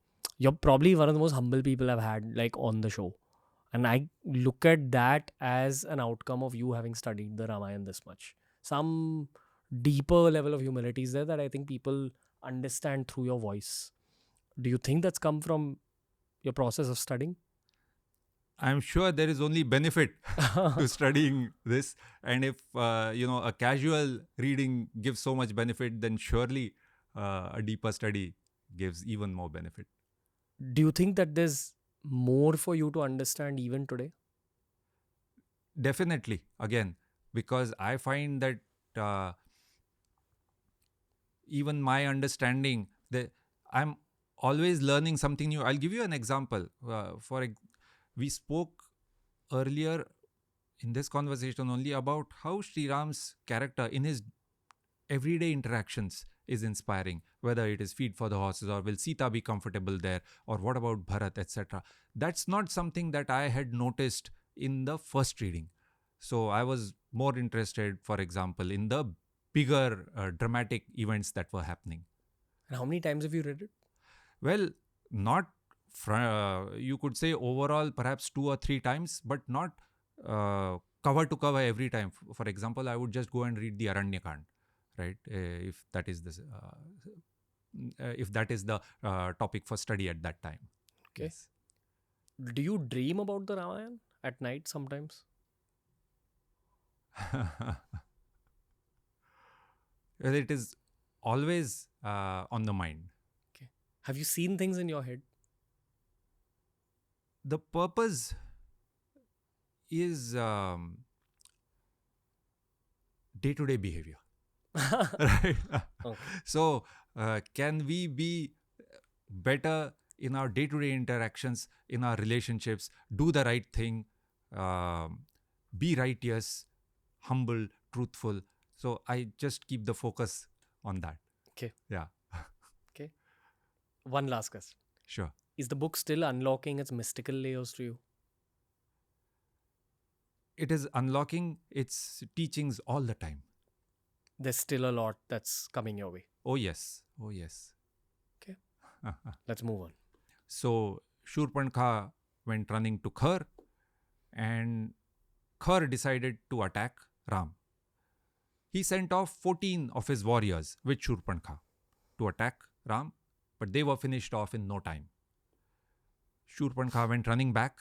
Khar was stunned that his most capable of warriors had been killed. So this time he attacked with a much bigger force. Valmiki says this force had 14,000 Rakshasas. And now we have a vivid description of a Rakshasa army. Till now we have seen Rakshasas with spears, with one-off attackers. But this was a very capable, very well-armed army. It had elephants, horses, chariots. They had all the astras and shastras, bows and arrows, spears, maces, chakras. Maharishi Valmiki also says not only were these Rakshas warriors extremely capable, but they were also brutal. Killing was a sport for them. Lokahimsa viharinam. And they attacked Shri Ram. As they were coming towards Panchavati, Ram saw them coming and he told Lakshman, take Sita to that cave behind the trees and stay on guard there. I know you are well capable of handling this, but let me take care of it. By the way, this is the cave I was mentioning earlier. If you go to Panchavati, you can still go inside the cave. So Sita went inside the cave. Lakshman stood on guard. The Rakshasas attacked. And Shri Ram, from a picturization point of view, Maharishi Valmiki has described that his motions were so swift, drawing the arrow from the quiver, loading it on the bow, and firing it off. These actions were so swift that you could hardly see them. There was only a shower of arrows coming out. And they were bang on target. Hundreds of Rakshasas were soon dead. The battleground was littered with broken chariots.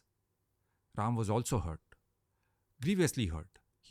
His body was covered with wounds, blood and sweat. How were the Rakshasas attacking him? So far, there is still a lot of distance between them. So they were attacking with bows and arrows, spears, things that they could throw. Gotcha. And he was able to tackle them before they got close. In the end, most of the Rakshasas were dead. Some had fled. Khar remained. And then Shri Ram picked up the bow that Agastya Muni had given him and killed Khar. So the entire Rakshas force at Janasthan, which was their power center in this region, had been decimated. One of the people that had survived was a Rakshas called Akampan. Akampan went to Lanka to report this to Ravan, to the king of the Rakshasas, Ravan.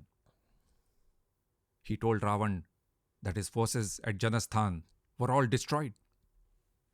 Khar was dead.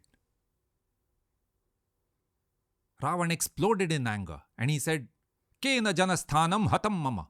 Who has destroyed my Janasthan? Akampan told him what Ram had done. Ravan immediately said, I will go there and kill him. Akampan said, he is too powerful. You cannot take him head on. He knows all the astras and shastras, and in archery, he is unmatched. But Akampan said, there is a way. He has a beautiful wife, and she is very dear to him. If you kidnap her, he will not be able to live. he will be a broken man and you can then defeat him. Ravan liked the idea. He went to see Marich. Remember, in our first discussion, Marich and Subahu had attacked Vishwamitra's Yagya. Ram had injured Marich, but he had managed to get away. The same Marich. So Ravan asked him, told him what had happened, and he said, I want your help to kidnap Sita. Marich told him to drop the idea. He said, don't provoke Ram. If you know what's good for you, go back to Lanka and enjoy your life. And so Ravan went back. Now, two interesting things so far from this. See, Ravan has not even heard about Shurpanakha.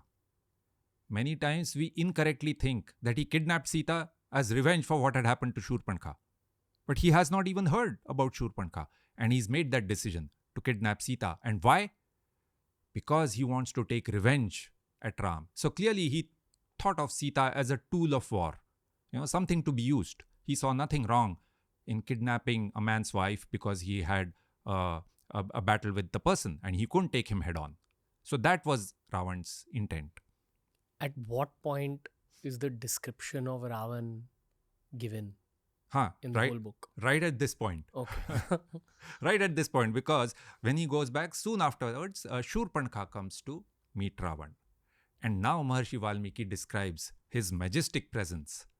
So Ravan is sitting in court. Up till this point, what's described about him? Not much physically. So it's almost like a director who's giving us glimpses of that character, but gives a full description, a full picture now. But is he spoken about as a king? Yes, king of Rakshasas, very fearful.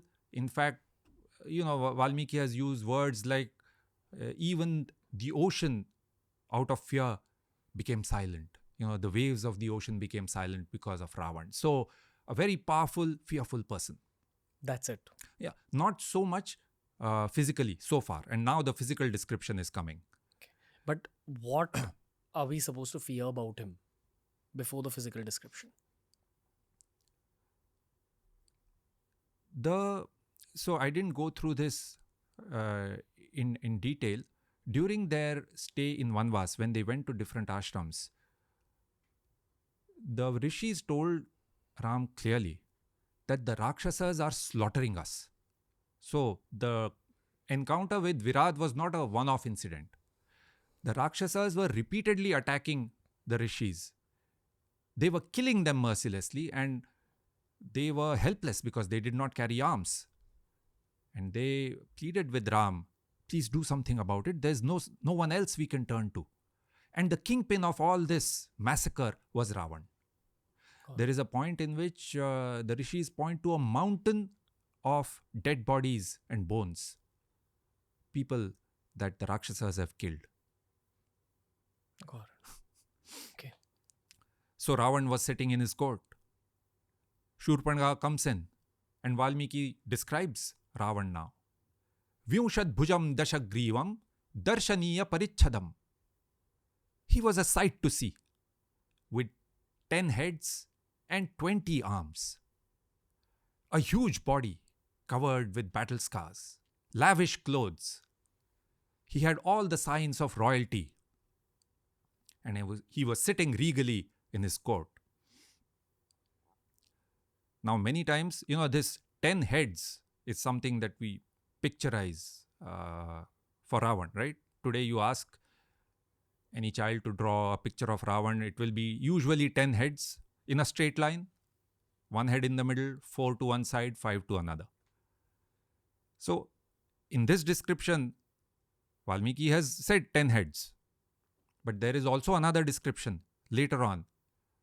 When Hanuman goes in the Sundarkand, he goes to Lanka and he looks at Ravan's sleeping figure. He talks about only 1 head and 2 arms. Right? So clearly there is a description of 1 head and 2 arms and also a description of 10 heads. And the words Dashanana, Dashamukha, which means 10 heads, are used repeatedly. Right? So what to make of this? Most likely he had a crown that made it look like he had 10 heads and a throne that gave the appearance of 20 arms. See, Ravan wanted to project his power. He ruled through fear. And so the imagery is fantastic of him projecting his power with 10 heads and 20 arms. Right? And Shurpanakha comes in. And she gives him a lashing. She scolds him. Only a sister can do something like that, publicly, for this great king. She says, "You are enjoying life, aren't you? You are so childish and stupid and surrounded by these fools you call ministers.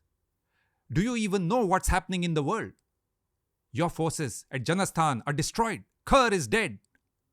And all this was done by one person, Ram."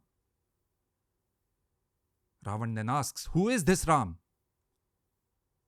Shurpanakha then tells what has happened. See, even now, her first ask is not, "Look what Lakshman did to me." She says, "Look, your forces at Janasthan are destroyed. And Khar is dead."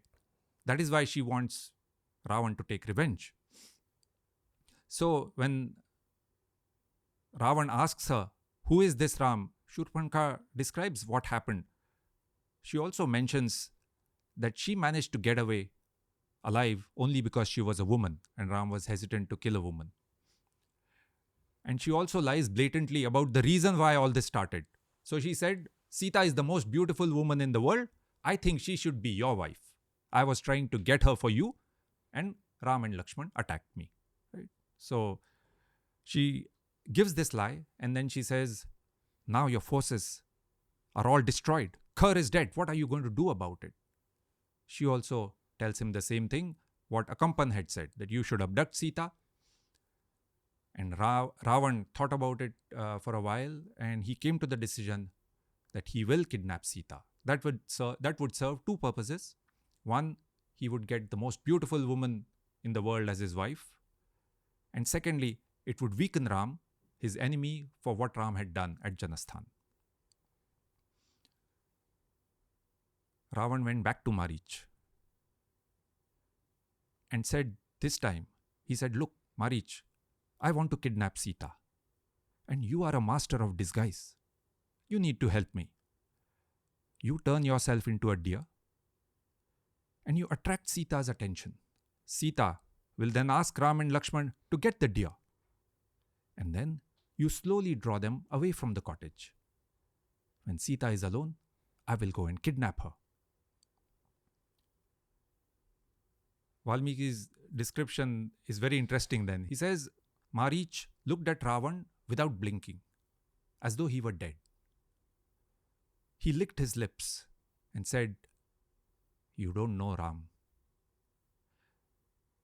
Marich also said, "Shurpanakha instigated Khar. Khar attacked Ram and got himself killed. What is Ram's fault in all this? Ko Ramasya Vyatikramaha." Marich said, "I know Ram very well. Many years back, when I was much younger and Ram was just a boy, I had attacked Vishwamitra's yajna. Ram had defeated me then as well. Then much later, when he was in Dandakaranya, I wanted to take revenge and attacked him with two of my friends. They both got killed and I somehow managed to flee. But now, even the memories of my encounters are terrifying." So, Valmiki describes how Marich sees Ram everywhere. He's imagining Ram. Thousands of Ram in the forest. They are holding a bow and he feels that they are holding a noose, etc. So, Marich tells him very clearly, "My advice is this. Don't provoke Ram and go back to Lanka. And if you are still intent on this plan, leave me out of it." Ravan got angry and he asked Marich, "Did I ask for your advice? I have come here for your support and you are going to help me. And I'll reward you well for this. But if you refuse, I will kill you now itself." Marich was left with no choice and he said, "You leave me no choice. I will do as you ask." Ravan then suddenly turned friendly. And he said, "That's my man. That's the real Marich. Idani masi Marichah purvamanyah." And so the two got together to execute the plan of kidnapping Sita. So Marich and Ravan then go from Lanka to Panchavati. By the way, they take a Viman. So this is the first time we come across the flying Rath, flying chariot, Viman. Ravan had multiple Vimans, and right now the name is not given as Pushpak. That comes later. They come to Panchavati. Marich transforms himself into a deer, a very attractive deer. And as planned, he goes near Sita. She sees him and she's mesmerized. She calls out to Ram, Lakshman. Lakshman says, "This deer cannot be for real. I think it's a trick. Perhaps it's that Rakshas Marich." But Sita did not listen. She asked Ram to get the deer for her. And Ram told Lakshman, "You be here and stay on guard. I will go after the deer." Ram started chasing the deer, and the deer, which is Marich, drew him further and further away from the cottage. This happened for a long time. Finally, Ram was able to take aim and shot off an arrow. The arrow struck the deer, which is Marich, in the chest. And he screamed, "Sita! Lakshman!" Ram realized this was a trick. And he wished that Sita and Lakshman would not fall for this. Back in the cottage, Sita heard the scream, and she was worried for Ram. She told Lakshman, "Ram is in trouble. He is calling out to us. Please go and help him." Lakshman said, "Ram does not need help to tackle any Rakshas. And that was not his voice. Please be assured, he will come back." But Sita was not assured. She became hysterical with worry. And she told Lakshman, "Why aren't you going out to help him? Do you want him to die?" "I know. In fact, you want him to die so that you can have me. Isn't that so? You have had an eye on me all along, and that is why you came into the forest. Perhaps you planned all this with Bharat." What a thing to say to Lakshman. Remember, when they were leaving, Lakshman's mother had told him, "Ramam Dasharatham Viddhi, Mam Viddhi Janakat Majam." Treat Ram as your father. Treat Sita like your mother. And that is what Lakshman had done. For all these years, he had served them. And now to hear this from Sita, how unfair. He said to Sita, "Your words fall upon my ears like red-hot darts. Shrotrayor ubhayor madhye taptanara cha sannibham." Imagine the pain if you heat up some arrows on a fire till they are red hot and then strike them in your ears. What pain it would cause. Lakshman said, "That is the pain hearing your words are causing me. I cannot take this." He said, "I will go now." And he went after Ram, and he did not draw any Lakshman Rekha. By the way, there is a popular story that Lakshman drew a line around the cottage, which had the power that nobody could cross that line, which was called Lakshman Rekha, but that is not mentioned in the Valmiki Ramayana. So Lakshman went away. Sita was now alone, and Ravan made his next move. He came he wore a disguise of a monk, and he came to the cottage. He looked at Sita. He checked her out lecherously and then spoke to her. He asked her, "Who are you? What are you doing here?" He showered compliments on her beauty. Sita ignored all of that and welcomed him as he was a monk. She was uncomfortable. She so wished that Ram and Lakshman would come back. She was looking out towards the forest, but there was no sign of them.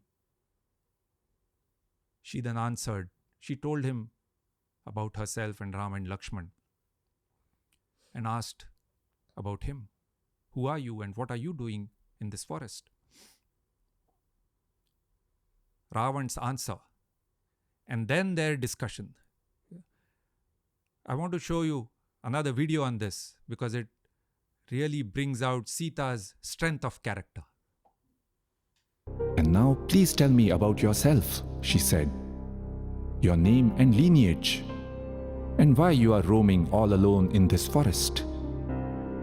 Ravan replied sharply, My name is Ravan, the very word that strikes fear in the hearts of one and all. I am the king of the Rakshasas. O Sita, come with me and be my queen. You will live in great luxury and comfort in my fabulous capital city of Lanka. There are many women that I have captured from different lands. You will be the queen among all of them. An enraged Sita fired back at Ravan. I am the devoted and loyal wife of Ram, who is the greatest among men. You are a jackal and I am a lioness. You cannot have me. I am like the sun's radiance that you cannot even touch. You want to abduct the beloved wife of Ram? Oh, poor you! You are seeking to pull the teeth out of a hungry, powerful lion. You are trying to swim across the sea with a heavy stone around your neck. So, you wish to violate Ram's wife? You are rubbing your eyes with a needle, licking a razor with your tongue. You are drinking the deadliest of poisons. Yadantaram syandika samudrayoh tadantaram dasharathe. The difference between Ram and you is the difference between the ocean and a creek. The difference between Ram and you is the difference between gold and lead, between sandal-infused water and ditch water. Having thus told him off, Sita stood trembling. Ravan knitted his eyebrows and frowned. Lalate prukutim kritva. He tried to cow her down by telling her about his prowess and how everyone was terrified of him. He told her how lucky she was that the great king of the Rakshasas himself had fallen for her. She ought not to refuse him and let go of such an excellent chance. He tried to win her over by telling her again about the wonderful life she could have in Lanka. And he promised, My dear, I will never do anything against your wishes. Abandon Ram and come with me. When Sita refused again, Ravan announced, You are crazy. I am the only one suitable to be your husband. You fool, I simply cannot understand what you see in Ram. Ravan was an entitled, powerful man, used to having his way every time. A woman had refused his advances. So, of course, it was now time to use brute force. He dropped his guise of being an ascetic and Vamena Sitam Padmakshim Murdhajeshu Karena Sah Urvostu Dakshine Naiva Parijagraha Panina. He seized her by the hair with his left hand and lifted her legs off the ground with his right hand. Sita started screaming and tried desperately to free herself from his grip. But Ravan was simply too strong for her. He carried her off towards his rath. You never hear about how powerfully Sita gave it back. Yes. Why not? In many popular productions, Sita's character is perhaps a bit too weepy. Docile? Yes.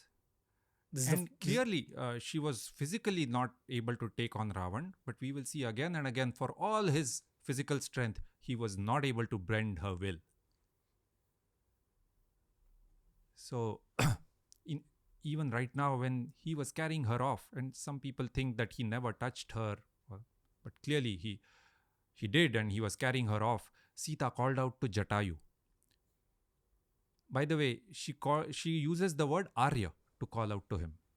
Many times we think that Aryan or Arya is some different people, but it stands for a noble person in Ayodhya, among the forest dwellers, as well as in Lanka. So Sita called out to Jatayu.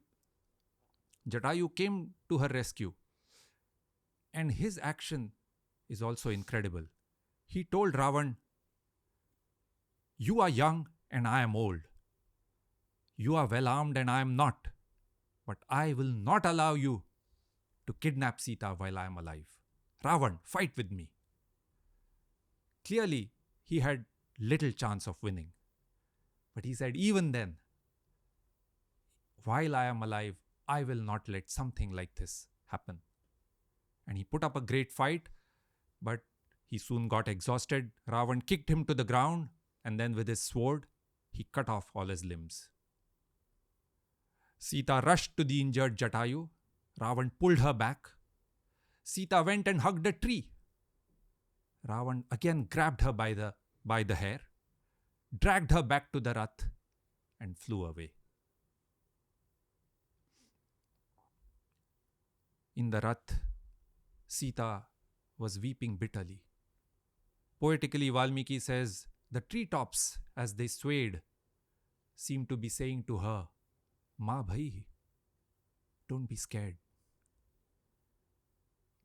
And Sita soon overcame her fear, and she started looking to what else she could do to give some clues for Ram and Lakshman to find her. She started looking ahead. And she took off some of her jewelry, put it in a piece of cloth. By the way, in the first discussion I had said when Dasharatha insisted that she wear some jewelry, this will play a role in the story. This is the point. So Sita took off her jewelry, put it in a piece of cloth, and without drawing Ravan's attention, dropped it near some Vanaras who were sitting on a hilltop. And the Vanaras looked up at her, and they saw Ravan going away with a woman who had just dropped some jewelry.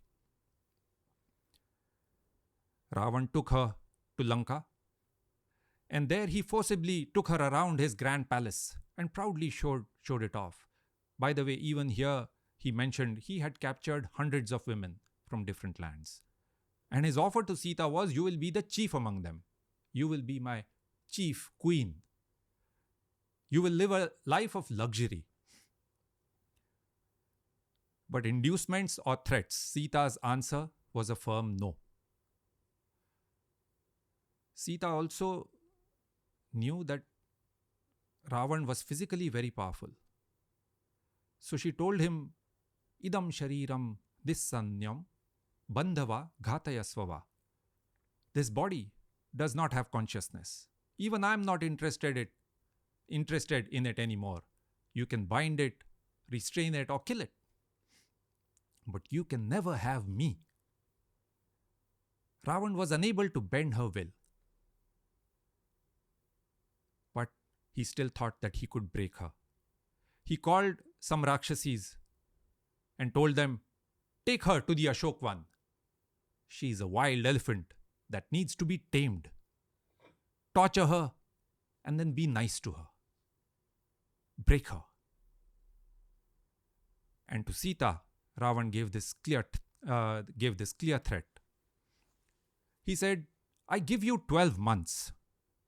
Come to me willingly, or else I will eat you up for breakfast." Tatastvam pratarashartham sudash chetyanti leshashah. My cooks will chop you up into pieces for my breakfast. That was the threat. Coming back to Panchavati, Ram realized that this was a trick. First he was drawn away, then Marich had shouted, "Lakshman, Sita." He started coming back towards the cottage. But on the way he met Lakshman, and his heart sank.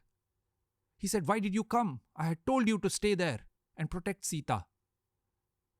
Lakshman told Ram what Sita had said. And he said, "I couldn't take it. Ram scolded him. He said, "You should not have come. Those words were spoken in anger, and you got provoked. Lakshman, you made a big mistake." I really feel for Lakshman, First he had to hear all those unfair words from Sita, and now from Ram, but he did not respond this time. They had to get back quickly, and they both rushed back towards the cottage. Ram was shaking when they neared the cottage, and their worst fears had come true. The cottage was empty. Shunyamavasatam. Clearly something had happened, because straw mats were thrown around and there was no sign of Sita. But Ram held on to hope. He said, "Perhaps she's gone into the forest to collect some fruits, or gone down to the river to get some water." He went around looking for her. He went down to the river, looked everywhere in the forests, up on the mountains. He was calling out to her and weeping all the time. He had become stark raving mad. Bhranta unmatta iva lakshyate. And then he thought, or could it be a game? Your mind plays these games. You want to hold on to hope. He said, "Sita, are you hiding behind the trees somewhere? Avagacchami te sheelam parihasa priyam priye. I know you like to play these games, but enough of it now. I can't take this anymore. Please come out." But the only answer was the silence of the forest. And now it was quite clear that something terrible had happened. We will see Ram's reaction now in a video. Lakshman, it is clear. Either the Rakshasas have abducted her or killed her. If this was an abduction, Ram was worried sick for her. How she would have cried. In what condition she would be right now. If she had already been killed, then there was nothing for him to live for. Ram was totally dejected. He was almost losing his mind with grief. He said, "O Lakshman, I will surely die now. You go back to Ayodhya and tell Bharat the empire is his. Take care of Kausalya, Sumitra and Kaikeyi. Tell them all what happened. Oh, how will Sita's parents take it?" Through all this, Lakshman had been trying to console Ram, giving him hope and instilling confidence. Once again, he urged, "Ram, pull yourself together. Give up this grief and take courage. We must keep looking for Sita."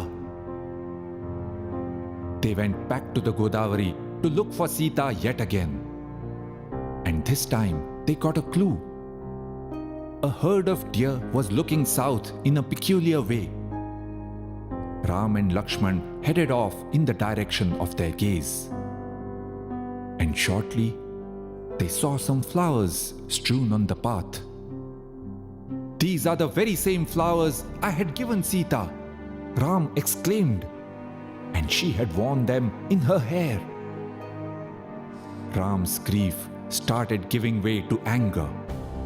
He looked around. The mountains and the river had witnessed what had happened to Sita. Poetically, Valmiki says, "Ram roared at the mountain like a lion roars at a deer. Have you seen my dear Sita? Tell me, where is she?" The echo from the mountain appeared to be saying something, but it did not reveal anything about Sita. And then, a little further ahead, they saw the large footprints of a Rakshas, and then Sita's footprints. The marks showed a chase and a struggle. There was also a broken bow, parts of a rath. broken bits of ornaments and garlands and blood. Ram's anger boiled over. What have these Rakshasas done to Sita? I will never allow them to get away with it. I am known for my restraint and compassion, but some think that it is a weakness. No more. If Sita does not return safely, the world will witness my power. For Sita, I will kill every one of these Rakshasas. I will even destroy the gods if they don't hand back Sita to me. Ram's anger was like the fire that brings the end of the world, the end of time, Yugantagni. And he said, Tatha rupam hi vaidehim nadasyanti yadi priyam nashayami jagat sarvam trailokyam sacharacharam. If I do not get back my beloved Sita safe and well, I will destroy the three worlds and everything and everyone in them.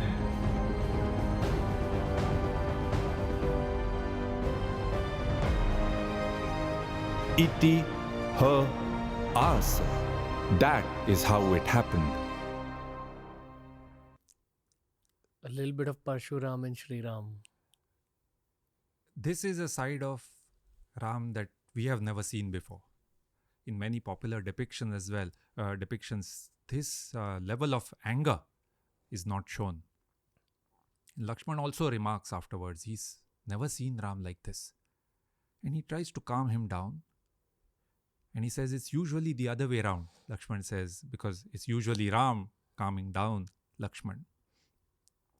He said, we should not lose hope. We will find Sita, wherever she may be. And so they start looking for her once again. And now they come across Jatayu. And in his dying moments, Jatayu tells them what happened and gives them two vital clues. He tells them that Ravan has abducted Sita and he has headed south. With that information, they too head south, but not sure where. So they go around without much of a plan, here and there, viparidhavatam. And they're looking around for her. A few days go by. And one day they are attacked by a Rakshas Kabandh. They manage to overpower him and kill him as well.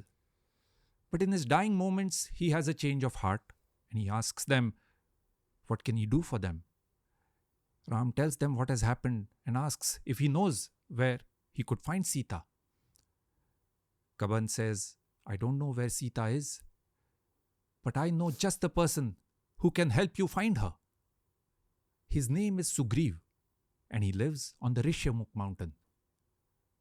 Kabandh tells them the way to Rishyamukh, which is near the Pampa lake. And he tells them before the Pampa lake, before Rishyamukh, you will come to an ashram and there you will meet Shabri. Make sure you go there. Ram and Lakshman follow the directions given by Kabandh and they come to Shabri's ashram. Now, Pampa, Rishyamukh, Shabri's ashram, now we are in the area of Hampi in Karnataka, from Panchavati in Maharashtra.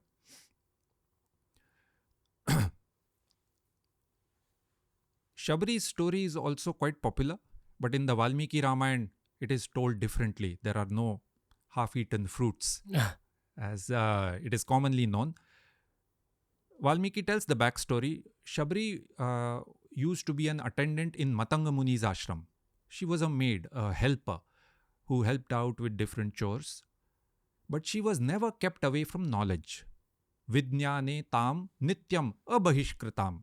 So she used to sit in on the discussions among the rishis. And over time, she too gained knowledge and she became a siddha, an accomplished ascetic, and also siddha sammata. She was recognized and accepted by other accomplished ascetics. Her guru passed away, Matanga Muni, Other rishis left the ashram and she was the only one left there. When Shri Ram and Lakshman went to meet her, she offered them some fruits. These fruits were from the forest nearby. Matang Muni, her guru, had lovingly cared for this forest. By the way, in later retellings, this is told differently, that Shabri was discriminated against. And she offered Ram half-eaten fruits. She first checked them whether they were sweet or not, then offered them to Ram. The other people told Ram not to eat them because Shabri was offering them, but Ram said no. He recognized her devotion and had those fruits. This also brings out, another interesting aspect of the journey of Ramayana. See, in the original Ramayana, this story is not one of Shabri facing discrimination, because knowledge was available to all sections of society. But we know that in the last few centuries, there was discrimination in society. And therefore, the gurus of that time used the structure of the Ramayana to tell people not to behave like that, to give a good lesson. So they changed the story in order to give a lesson. After meeting Shabri and the environment of that ashram, Ram felt new hope. He felt things were about to turn. He told Lakshman, I can't wait to meet Sugriv. Let us go to Rishyamukh mountain right away. And without help from someone like Sugriv, how can we find Sita? And without Sita, how can I ever live? Katham maya vina Sitam shakyam Lakshmana jivitum. And with those words, the Aranya Kand comes to an end. Aranya Kandam Sampurnam. Iti Her asa. asa. That is how it happened. Wow. More violent yet calmer than the last time. Right? Any other signing off notes from you, YD? Well, Valmiki has just laid the groundwork for the next Kand, which is Kishkinda Kand, because he's given us a hint that Shri Ram and Lakshman will now go to meet Sugriv, and now we will meet Sugriv and Shri Hanuman in the next discussion. Okay. We will see you very soon, sir. Thank you for an epic part 2 of the series. Jai Shri Ram. Thank you. Jai Shri Ram. That was the episode for today, ladies and gentlemen. As you know, episode 3 is going to release in about a month's time. It's going to feature one of the great deities of our faith, Hanumanji. I sincerely hope you're enjoying the series. I sincerely hope you spread the word about this series amongst your friends and family, because I believe that this series is going to spread the word of Sanatan Dharma, spread the word of the Ramayan, especially from an international perspective. We've made it with all our love and all our heart, and I hope that you've felt that translating through the screen and through the speakers. This was part 2 of our 4-part Ramayana special. Part 3 is coming up soon.